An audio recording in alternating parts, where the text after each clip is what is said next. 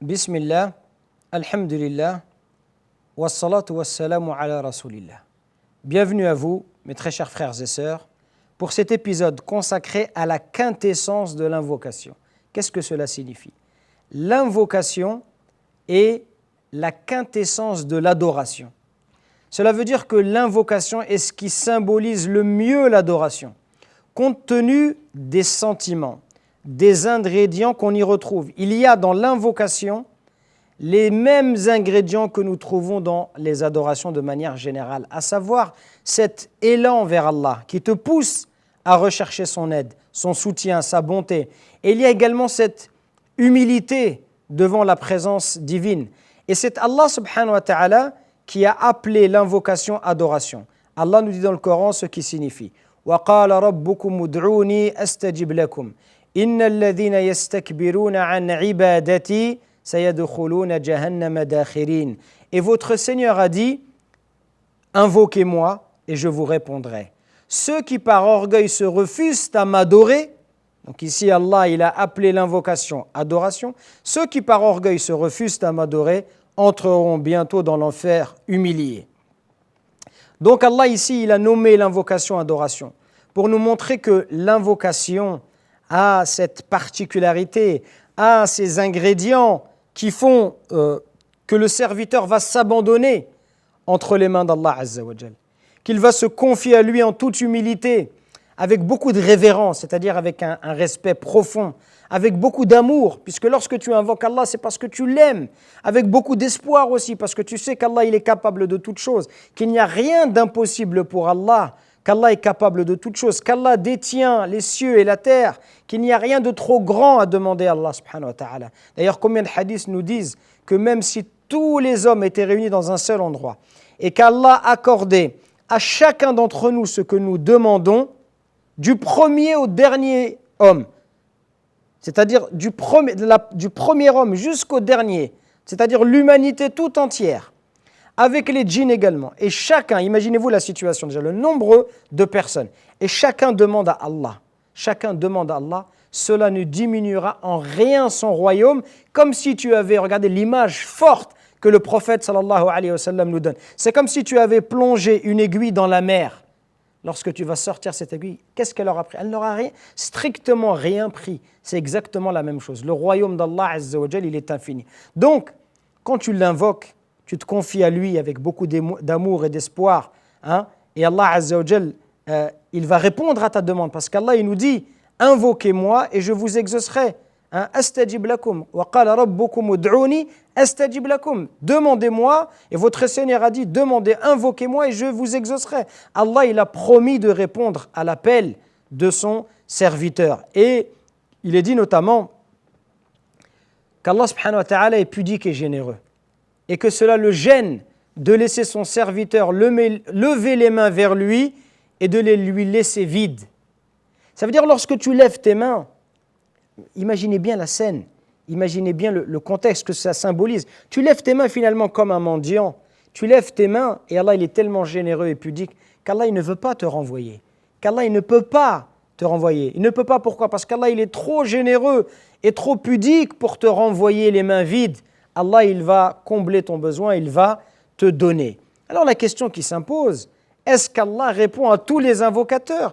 Est-ce que chaque invocation est forcément exaucée? Puisqu'Allah vient de nous dire dans le verset qu'il répondait aux invocations. Alors, bien évidemment, Allah nous a fait cette promesse et Allah ne manque pas à cette promesse. Mais Allah répond à celui qui l'invoque correctement, parce qu'il y a un certain nombre de règles à respecter que nous évoquerons par ailleurs, sans injustice ou sans atteindre aux droits des autres. Tu ne peux pas, sous prétexte que tu invoques, souhaiter du mal à des gens ou atteindre aux droits des gens, bien évidemment. Et Allah répète cette formule en nous disant « وَإِذَا سَأَلَكَ عِبَادِي عَنِّي فَإِنِّي قَرِيبٌ أُجِيبُ دَعْوَةَ الدَّاعِ إِذَا دَعَانِ » Et quand mes serviteurs t'interrogent sur moi, ô Mohammed, quand tes serviteurs ils t'interrogent sur moi, Allah, regardez, il répond directement « Alors je suis tout proche ». Allah n'a pas dit « Ô Mohammed, dis-leur que je suis tout proche ». Mais Allah a répondu directement pour nous montrer sa proximité, pour nous montrer qu'il n'y a pas besoin d'intermédiaire, pour nous montrer qu'entre le serviteur et le créateur, il n'y a pas d'intermédiaire. Tu n'as qu'à lever tes mains et l'invoquer. Alors je suis tout proche et je réponds à l'appel de celui qui me prie quand il me prie. Par contre, ce qu'il faut savoir, mes chers frères et sœurs, que beaucoup de gens ignorent, Allah, il a promis de te répondre. Mais Allah, il a promis de te répondre par la manière qu'il a choisie. Parce que cette réponse, elle peut prendre différentes formes. Tu ne dois pas avoir de doute dans ton cœur. Tu ne dois pas avoir de doute qu'Allah, il est généreux et qu'il veut ton bien. Pourquoi est-ce qu'Allah te priverait-il de ses bienfaits? Allah, lorsque tu as le sentiment, et je dis bien le sentiment, que ton invocation n'a pas été exaucée, ce n'est pas par avarice ou par peur de manquer. Si Allah ne t'a pas donné ce que tu as demandé, ce n'est pas parce qu'Allah il est avare, comme l'être humain peut l'être, ou parce qu'il a peur de manquer. Allah, il t'a répondu, mais d'une autre manière, que peut-être tu n'en as pas pris conscience, tu n'en as pas eu connaissance, tu n'en es pas conscient, mais Allah, il a promis de te répondre. Quelles sont donc les différentes formes, les différentes réponses d'Allah quand on l'invoque? Le prophète nous mentionne cela dans un hadith. Écoutez bien, mes chers frères et sœurs. Et il nous dit, Ma min muslimin yad'u bida'watin. Il n'y a pas un musulman qui fait une invocation. Laysa fiha ithmun wala qati'atu rahim. Dans laquelle il n'y a pas ni péché, ni rupture des liens de parenté. Tu ne peux pas invoquer Allah pour lui demander d'accomplir un péché. Donc quand tu invoques, il n'y a pas un musulman qui invoque Allah sans demander un péché, l'accomplissement d'un péché ou la rupture d'un lien de parenté. Illa a'tahu Allahu biha ihda thalath. Sans qu'Allah ne lui donne une de ces trois choses. Donc Allah nous répond comment? De trois manières. Imma an tu'ajjila lahu da'watah. Imma an tu'ajjila lahu da'watuh. Allah, il exauce ton invocation. Tout de suite, tu as demandé quelque chose, Allah te l'accorde. Allah Azza wa Jal t'accorde ta demande. Ça, c'est la première forme. C'est la forme que nous connaissons et la forme qu'il nous est possible de percevoir par nos sens. Deuxième chose, wa imma an yaddakhira lahu fil akhirah. Allah, il lui retarde l'exaucement de cette invocation dans l'au-delà. Tu as demandé quelque chose, Allah te l'a accordé, mais pas ici. Allah te l'a accordé là-haut.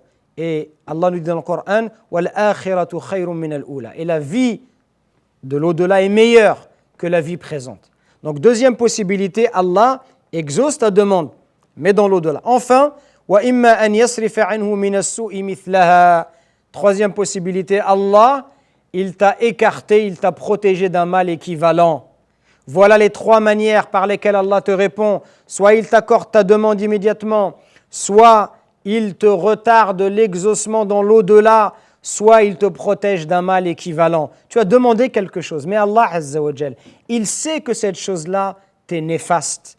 Toi, par ton regard d'être humain, ton regard limité, tu penses que telle chose est une bonne chose pour toi, mais tu ne connais pas les conséquences. Tu ne sais pas ce qu'il adviendra demain. Tu ne sais pas de quoi demain est fait. Tu ne sais pas ce qu'il se passera si tu obtiens cette chose-là, que ce soit un emploi, un travail ou la possibilité de te marier avec telle sœur ou tel frère. Tu ne sais pas. Allah, il t'a écarté un mal équivalent. Toi, en tant qu'être humain, tu ne vois pas cela.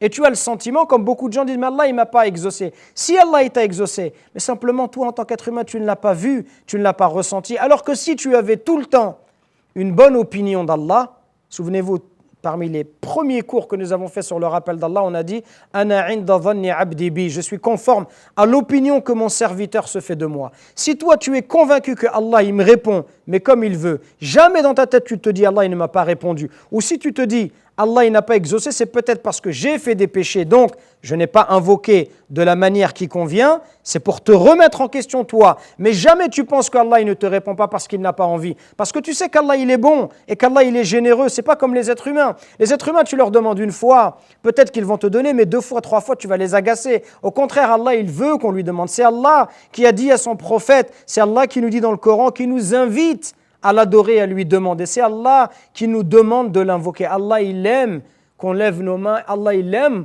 qu'on l'invoque. Donc le musulman, il doit l'invoquer avec dans son cœur cette certitude, cette confiance, cette bonne pensée d'Allah Azza wa Jal, qu'Allah, il est généreux, qu'Allah, il est bon, qu'Allah, il veut ton bien et qu'Allah, il veut t'accorder de bonnes choses, mais qu'Allah, il peut te répondre de différentes manières, soit en t'accordant immédiatement, soit en repoussant dans l'au-delà, soit en écartant un mal équivalent. Pour terminer tout simplement, en d'autres termes, Allah, il te répond et il peut parfois écarter certaines choses, mais pour des sages raisons, pour des raisons que tu ignores. Le compagnon qui a entendu ce hadith, il a dit « Ya Rasulallah, si ce que tu dis est vrai, dans ce cas-là, nous allons multiplier les invocations. » Et le prophète lui a dit « La réponse d'Allah sera toujours plus abondante. » Tu peux demander, mais la réponse d'Allah sera toujours plus abondante. Mes frères et sœurs, invoquons Allah avec beaucoup d'amour et d'espoir. Subhana rabbika rabbil izzati amma yasifun.